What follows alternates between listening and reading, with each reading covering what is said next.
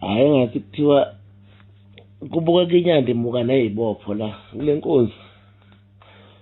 Lafa nebhova likhala ngabo labantu ogatsheni, kodwa nje kubuka ngathi impela imuka nezibopho la inyanda akuhambi njengokufisa kwamadoda. Akuhambi njengokufisa kwamadoda. Ngake ngayikhuluma-ke le nto ngathi mina mmeli anitshela abantu ukuthi aniphume kulo baba nifocuse ey'ntweni okumele nizenze kulo nyaka, niye kulokhu nibanjezelwe lo baba lokhu nitshela khona azoyenza azoyilungisa kosha u-April sekulungile. Nganitshela ngathi uyasangana ngoba lo April ayikhuluma ngawo nakho sekuyavela ukuthi uzobe sayoqula icala lona wayenithembisa nina ngako ukuthi kobe sekulungile.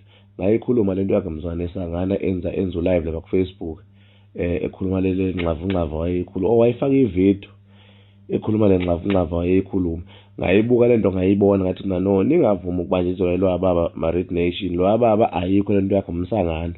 Focusani ey'ntweni okumele nizenze kulo nyaka neqhawe lenu nimuve niye phambili nikhohle into yalo muntu ngoba lo muntu lo usangene ulwizimpi zakhe uzilwa ngokhuzana noSibongo Ngcobo, ulwizimpi zakhe no-SABC kodwa manje akafuna ukuzilwa direct nabantu alwa nabo, ufuna ukuzilwa ngabanye abantu. So lento kulokho enithembisa ngathi khona azonenzela yona, ngalikhona i-reward ezohlehla ibuyele emuva, ngalikhona ingoma ezoqalwa phansi, ayikho leyo nto, uyagula lo. Into azithola suka nje biyenzeka okusuke kuthula lewa ngavuka ekuseni ebulawa ushukela ngoba usangene ekhanda.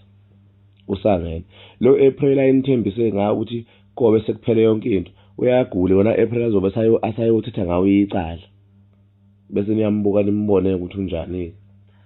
Aniphume nje kulo ndendende ukufa kwekati kwalo muntu lo ngoba ingane kwade nje makuthiwa konke kuthiwa imbudane lento yalo muntu.